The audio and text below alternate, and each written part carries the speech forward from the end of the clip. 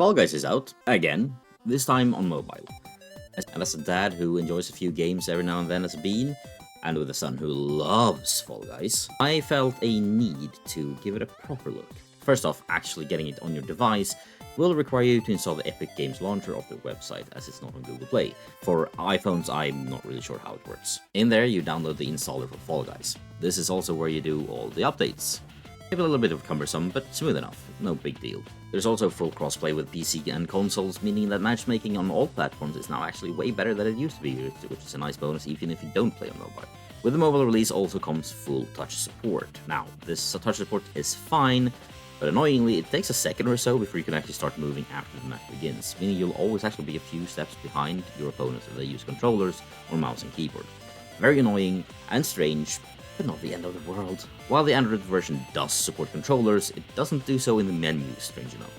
Touchscreen is still right there, so not a problem, just in the middle of your hands. I'm sure it's an oversight, as it is way less comfortable than to use the touchscreen with a controller like the Kishi V2 or on a device like the Logitech G Cloud compared to the actual controllers you're holding it in, but it's fine. Speaking of the G Cloud, it actually runs Fall Guys smoothly, and the whole experience is actually very enjoyable, to the point where it's now become my preferred way to play Fall Guys.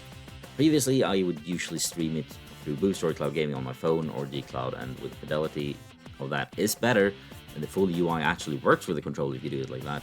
But the frictionless nature of a native app does mean that I just don't bother as much using the Cloud Gaming apps for that. That said, I do mainly play shorter sessions with the kids.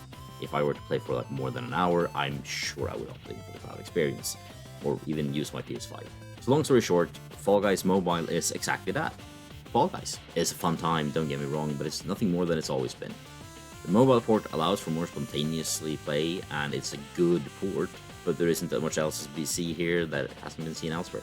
A few months ago, though, my son saw an ad for Stumble Guys, thinking it was actually Fall Guys on mobile, and after making sure that it wasn't all bad, we played it together a few times, and he's since started to really enjoy it. So now that there actually is a Fall Guys mobile, how does it compare? And frankly, it's not even close. Fall Guys is 10 times better than Stumble Guys easily. It is way more polished, has way less aggressive monetization, controls much tighter.